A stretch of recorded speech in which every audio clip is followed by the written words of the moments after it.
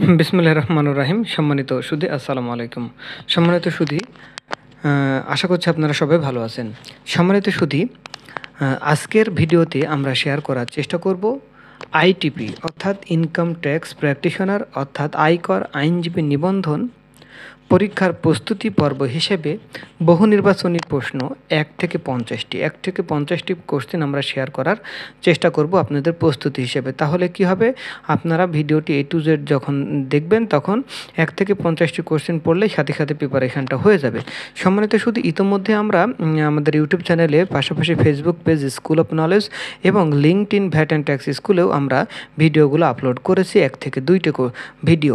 সেই 2টা ভিডিওতে যদিও আরও অনেক ভিডিও আছে, বাট এই 2025 সালের যে ইনকাম ট্যাক্স প্র্যাকটিশনার নিয়ে প্রস্তুতি পর্ব হিসেবে আমরা 2টা ভিডিও আপলোড করেছি, যেখানে মোটামুটি 60 থেকে 70% আমরা সাজেশনটা দিয়ে দিছি। পাশাপাশি আমরা বিভিন্ন ধরনের মডেল টেস্টও আমরা শেয়ার করার চেষ্টা করব এবং এই বহু নির্বাচনী কোশ্চেন আমরা শেয়ার করার চেষ্টা করব কমপক্ষে 500টি। তবে আজকের ভিডিওতে আমরা শেয়ার করব 1 থেকে 50টি, পরের ভিডিওতে শেয়ার করব আবার 50টি, তার মানে 100টি। এরকমভাবে আমরা শেয়ার করার চেষ্টা করব। তাই যারা প্রস্তুতি নিতে চান বা আয়কর আইনজীবী হতে চান তারা অবশ্যই চ্যানেলটিকে সাবস্ক্রাইব করে রাখুন এবং বেল আইকনটি অন করে রাখুন, যাতে নতুন ভিডিওর নোটিফিকেশান আপনারা আপনার চ্যানেলের মাধ্যমে পেতে পারেন। দেখ সম্মানিত সুধী, আমরা আমাদের মূল বিষয় পর্বে চলে যাই। সম্মানিত সুধী, এখানে দেখতে পাচ্ছেন আমাদের এক কথায় প্রকাশ বা বহু নির্বাচনী কোশ্চেন থাকতে পারে, এক মার্ক হিসেবে থাকতে পারে, অথবা মাল্টিপল চয়েস থাকতে পারে। তা আমরা বলছি যে আয়কর আইন, বর্তমানে আয়কর আইন 2023, এই আয়কর আইন 23 কার্যকর হয়েছে 22শে জুন 2023 থেকে। বাংলাদেশে প্রতি বছর কোন তারিখে আয়কর দিবস পালিত হয়? আয়কর দিবস বলে একটা দিবস রয়েছে, অর্থাৎ যেটাকে আমরা বলি ট্যাক্স ডে বা কর দিবস, সেটা হলো 30শে নভেম্বর। আয়কর আইন 2023 অনুযায়ী ব্যক্তিগততা রিটার্ন দাখিলের শেষ তারিখ কবে? ব্যক্তিগততা রিটার্ন দাখিলের শেষ তারিখ হলো 30শে নভেম্বর। এই 30শে নভেম্বরকেই বলা হয় কর দিবস। আচ্ছা, এরপর আমরা বলছি আয়কর আইন 2023-এ মোট ধারা সংখ্যা কতটি? 345টি ধারা রয়েছে। আয়কর আইন 2023 অনুযায়ী সর্বোচ্চ আয়কর কর্তৃপক্ষের নাম কি? অর্থাৎ সর্বোচ্চ আয়কর কর্তৃপক্ষ হলো জাতীয় রাজস্ব board, NBR, national board of revenue. এরপরে হলো বাণিজ্যিক গৃহ সম্পত্তি হতে আয় নিরূপণের ক্ষেত্রে মেরামত ও রক্ষণাবেক্ষণ খাতে অনুমোদনযোগ্য খরচের বার্ষিক পরিমাণ কত? অর্থাৎ অ্যানুয়াল ভ্যালু নির্ধারণের ক্ষেত্রে রিপেয়ার অ্যান্ড মেনটেন্যান্স হলো যে আমার যে অ্যানুয়াল ভ্যালু আসবে সেটার 30% হবে রিপেয়ার মেনটেন্যান্স, যদি বাণিজ্যিক উদ্দেশ্য হয়ে থাকে, আর আবাসিক উদ্দেশ্য হয়ে থাকলে সেটা হবে 25%। আচ্ছা, ব্যক্তিগততার ক্ষেত্রে বিনিয়োগ ভাতার সর্বোচ্চ সীমা কত? 10 লক্ষ টাকা বিনিয়োগ ভাতার সর্বোচ্চ সীমা। অর্থাৎ যখন ইনভেস্টমেন্ট ট্যাক্স রিবেট ক্যালকুলেশন করবেন সেখানে 3টে স্টেপ আপনাকে মাথায় রাখতে হবে। এক হলো করযোগ্য আয় কত? অনেকে প্রশ্ন করছেন মোট আয় নয়, করযোগ্য আয়। করযোগ্য আয়ের উপর 3%, অথবা অ্যালাউবল যে ইনভেস্টমেন্ট, অর্থাৎ যে খাতে বিনিয়োগ করলে আপনি ইনভেস্টমেন্ট অ্যালাউন্স পাবেন সেটার উপরে 15%, অথবা ম্যাক্সিমাম হলো 10 লক্ষ টাকা। এই 3টার মধ্যে যেটা ছোটো হবে। আচ্ছা, কোনো করদাতার ক্ষেত্রে সর্বশেষ আয়বর্ষে কত টাকার অধিক আয় নিরূপিত হলে অগ্রিম আয়কর প্রযোজ্য? 6 লক্ষ টাকার বেশি হলে অগ্রিম আয়কর প্রযোজ্য। উপকর কমিশনার কর্তৃক ব্যক্তি করদাতার কারাদেশের, এখানে বলছে যে কর আদেশের বিরুদ্ধে আপিল দায়েরের ক্ষেত্রে আপিল ফি কত টাকা? 200 টাকা। ব্যক্তি করদাতার আয়কর রিটার্নে কে স্বাক্ষর করতে পারেন? বা করদাতা নিজেই বা তার লিগ্যাল রিপ্রেজেন্টেটিভ সাইন করতে পারে। ঢাকা, নারায়ণগঞ্জ, গাজীপুরে অবস্থিত সম্পত্তি হস্তান্তরের ক্ষেত্রে উচ্চে কর কর্তনের হার, এটা অনেকবার একটু অ্যামেন্ডমেন্ট হয়েছে, এটা একটু আপনারা দেখে নেবেন। তবে আমরা যে বইটা পাইছি সেখানে আমরা দেখতেছি এইটা আপনারা একটু আপডেটেড যে SRO বা আপডেটেড যে উচ্চে কর কর্তন বিধিমালা 2024 সেটা একটু দেখে নেবেন। এটা অনেকবার অ্যামেন্ডমেন্ট হয়েছে। যদি এখানে বলা রয়েছে প্রতি কাঠা 10 লক্ষ টাকা এবং দালান কোঠা প্রতি বর্গ মিটার হলো 600 টাকার বেশি নয়, অথবা দলিল মূল্যের 4%-এর বেশি নয়। আচ্ছা, এরপর আসি ব্যাংক বিমা অর্থলগ্নি প্রতিষ্ঠানসমূহের জন্য আয়করের হার। এখানে বলা হয়েছে যে ব্যাংক বিমা, ফাইন্যান্স কোম্পানি, মার্চেন্ট ব্যাংক বাদে ব্যাংক বিমা যে ফাইন্যান্স কোম্পানি, এটা যদি পাবলিকলি ট্রেডেড যদি হয়ে থাকে তাহলে 37.5, যদি পাবলিকলি ট্রেডেড না হয়ে থাকে 40%, এবং মার্চেন্ট ব্যাংকের ক্ষেত্রে 37.5%। ব্যক্তি করদাতার পরিসম্পদ দায় বিবরণীতে প্রদর্শিত নিট সম্পদের পরিমাণ কত টাকার বেশি হলে সারচার্জ দিতে হবে? 4 কোটি টাকার বেশি হলে আপনাকে সারচার্জ দিতে হবে। 2024-25 কর বছরে মহিলা করদাতার জন্য করমুক্ত আয় সীমা কত? 4 লক্ষ টাকা। সাধারণ যে ব্যক্তি করদাতা বা পুরুষ করদাতার ক্ষেত্রে 3,50,000 টাকা। এরপরে গাজীপুর সিটি কর্পোরেশনের জন্য একজন করদাতা 2024-25 কর বছরে ন্যূনতম করের পরিমাণ হলো 4,000 টাকা, অর্থাৎ ঢাকা এবং চিটাগং সিটি কর্পোরেশনের জন্য 5,000, অন্যান্য সিটি কর্পোরেশনের জন্য 4,000, সিটি কর্পোরেশনের বাইরে হলো 3,000। ব্যক্তি করদাতার জন্য ট্যাক্স ডে হলো 30 নভেম্বর। চাকরি হতে আয় অর্থাৎ ইনকাম ফ্রম এমপ্লয়মেন্ট ধারা হলো 32। আয়কর আইন 2023 এর ধারা 171 মোতাবেক কোম্পানি ব্যতীত অন্যান্য করদাতাদের ক্ষেত্রে প্রতি বছর কোন তারিখের মধ্যে রিটার্ন দাখিল করতে হয়, যেটাকে আমরা ট্যাক্স ডে বলছি 30 নভেম্বর। তবে কোম্পানি করদাতার ক্ষেত্রে আলাদা রয়েছে। আচ্ছা, অগ্রিম আয়কর প্রদানের ধারা হলো 154। সার্বজনীন স্বনির্ধারণী পদ্ধতিতে যে আয়কর রিটার্ন দাখিল করেন, তাই বলছে যে সার্বজনীন স্বনির্ধারণী পদ্ধতি কোন ধারা দ্বারা নিয়ন্ত্রিত হয়? 180 ধারা। ব্যবসায়িক ক্ষতি সর্বোচ্চ কত বছর পর্যন্ত সমন্বয় করা যায়? পরবর্তী 6 বছর পর্যন্ত। কোনো করদাতা কর্তৃক তাহার চা বাগানে চাষকৃত এবং তাহার নিজস্ব ফ্যাক্টরিতে উৎপাদিত চা এর বিক্রয়লব্ধ অর্থ বা বিক্রয়লব্ধ আয় কোন খাতের আয় হিসেবে গণ্য হবে? এখানে হবে 40-60, অর্থাৎ 40% ব্যবসায় আয়, 60% কৃষি খাতে আয়। আয়কর আইনের ধারা 41 উপধারা 3 এ উল্লেখিত অতিরিক্ত অঙ্ক কোন খাতের আয় হিসেবে গণ্য হবে? বিশেষ কৃষি খাতের একটা আয় রয়েছে, যেটা আমার ধারা 41 সাবসেকশন 3 অর্থাৎ কৃষিকাজে ব্যবহৃত কোনো পরিসম্পদ পরিত্যক্ত, নিশ্চিহ্ন বা ধ্বংস হইবার কারণে কোনো বিমা, স্যালভেজ বা ক্ষতিপূরণ হিসেবে প্রাপ্ত অর্থ। কোনো প্রাইভেট লিমিটেড কোম্পানি কর্তৃক স্বনির্ধারণী পদ্ধতিতে রিটার্ন দাখিলের ক্ষেত্রে পূর্ববর্তী বছরের আয় অপেক্ষা কত শতাংশ আয় বেশি হলে আপনার ফাইল নিয়ে অডিটের আওতায় পড়বে না? প্রারম্ভিক মূলধনের অর্থাৎ 20%-এর বেশি নয় এরূপ পরিমাণ আয় প্রদর্শন করেন, তাহলে ধারা হলো 180 উপধারা 4 এর খ, অর্থাৎ গত বছরের চেয়ে 20%-এর বেশি বা প্রারম্ভিক মূলধনের 20% বেশি হলে, বেশি যদি আয় প্রদর্শন করেন, সেক্ষেত্রে কী হবে? আপনার অডিটের আওতার বাইরে থাকবে।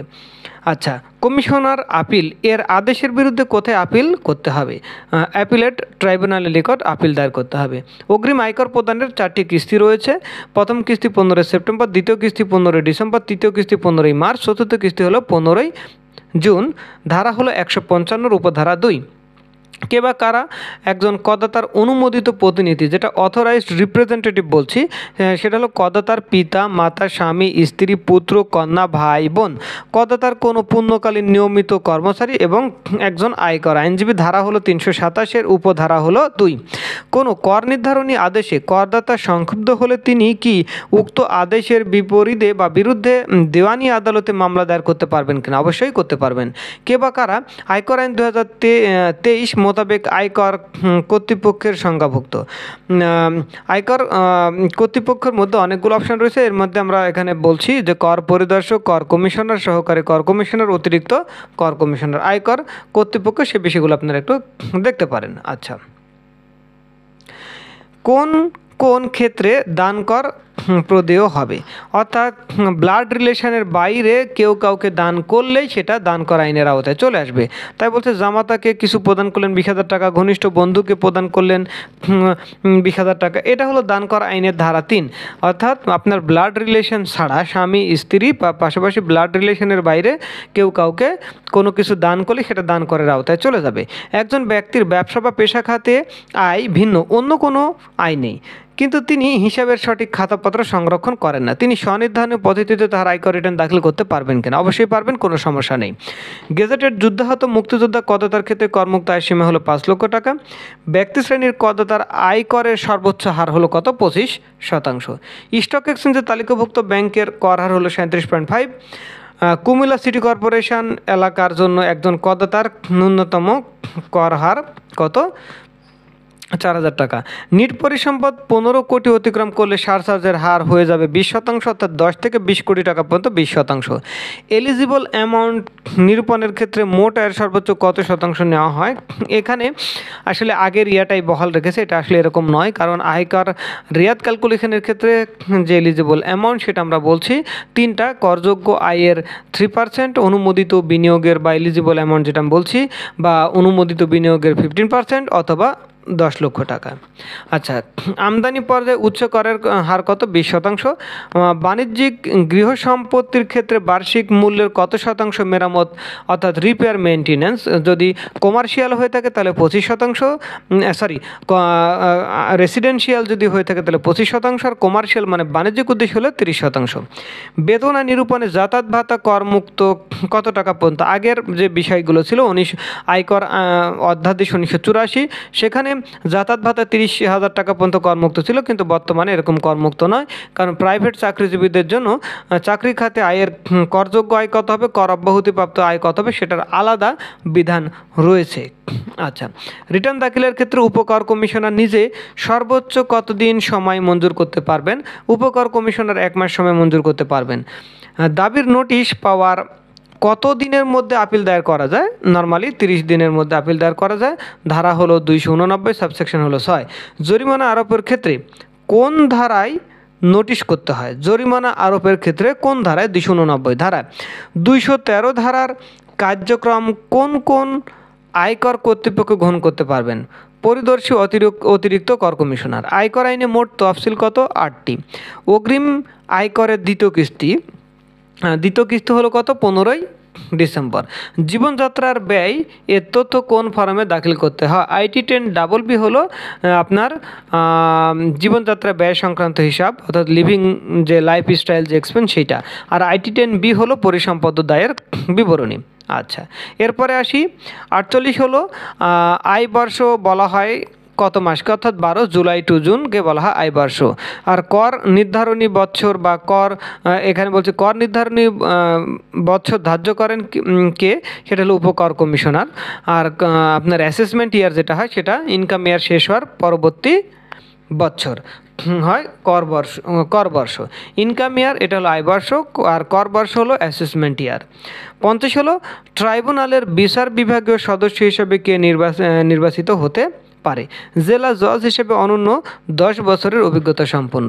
সম্মানিত শুধু আজকের এই ভিডিওতে আমরা 50টি বহু নির্বাচনী বলি বা এক কথাই বলি 50টা কোশ্চিন আমরা শেয়ার করলাম। ভুল ত্রুটি ক্ষমা সুন্দর দৃষ্টিতে দেখবেন। কিছু বিষয় আছে, এত শর্ট সময়ে যে আয়কর আইনজীবী নিবন্ধন পরীক্ষার ডেট নির্ধারিত হবে, এটা আসলে কারোই কল্পনার মধ্যে ছিল না, এটা কল্পনার বাইরে ছিল, যে হয়তো কমপক্ষে 1 মাস সময় পাওয়া যাবে, বাট খুবই শর্ট সময় পাওয়া গেছে। যাই হোক, আপনারা বইপত্র বা আপনার আয়কর আইন 2023 এটা খুব সুন্দরভাবে পড়েন, ধারাগুলো পড়েন, আয়কর যে অর্থ আইন বা আয়কর নির্দেশিকা, আয়কর পরিপত্র, এগুলো পড়লে মোটামুটি হয়ে যাবে। আর অন্যান্য যে অ্যাকাউন্টিং, ইংরেজি, সেগুলো কি পড়বেন, বা দান কর আইন যে বিষয়গুলো আছে, উৎসে কর কর্তন বিধিমালা 2024, হ্যাঁ, তো যেটাই থাকুক না কেন, আমরা সিলেবাসের কথাও এর আগে বলেছি, ওই ভিডিওগুলো আপনারা দেখবেন, আশা করছি বেশিগুলো ক্লিয়ার হয়ে যাবে। আর আমরা এরকমভাবে প্রায় মোটামুটি 500টি কোশ্চেন শেয়ার করার চেষ্টা করব। যদি কোনো কোশ্চেন বা কোনো উত্তর কনফিউশন মনে হয়, তাহলে সরাসরি রেফারেন্স বুক হিসেবে আয়কর আইন 2023 সেটা ফলো করবেন। পাশাপাশি অর্থ আইন 2024, আয়কর নির্দেশিকা, আয়কর পরিপত্র 24-25 এই বিষয়গুলো দেখবেন, এবং আয়কর আপনার উৎসে কর কর্তন বিধিমালা 2024 সে বিষয়গুলো দেখতে থাকবেন। যাই হোক, সম্মানিত শুধু এরকম নতুন নতুন বিষয় জানতে বা আয়কর আইনজীবীর প্রস্তুতি নিতে একমাত্র বিশ্বাসযোগ্য বা উপকারী একটা চ্যানেল হলো ভ্যাট অ্যান্ড ট্যাক্স স্কুল, যেটা আমি পার্সোনালি মনে করি, যেখানে প্রায় মোটামুটি অনেক ভিডিও আছে, অনেক ভিডিও প্রায় মোটামুটি আপনি বলতে পারেন সব 500 থেকে 700 ভিডিও আছে, বা তার বেশিও হতে পারে। এই ভিডিওগুলো ইনকাম ট্যাক্স, ভ্যাট, কাস্টমার সংক্রান্ত। তো ভিডিওগুলো দেখলে আশা করছি উপকৃত হবেন, এবং প্র্যাকটিক্যাল এক্সপিরিয়েন্সগুলোই কিন্তু আপনাদের সাথে শেয়ার করার চেষ্টা করা হয়ে থাকে। যাই হোক, সম্বন্ধে শুধু ভিডিওটি যদি ভালো লেগে থাকে অবশ্যই লাইক দেবেন, শেয়ার করবেন, কমেন্ট করে জানাবেন ভিডিওটি কেমন হয়েছে। যাই হোক, সম্বন্ধে শুধু আজকে পর্যন্তই। সবাই ভালো থাকবেন, সুস্থ থাকবেন, দেখা হবে পরে ভিডিওতে। আল্লাহ হাফেজ, আসসালামু আলাইকুম।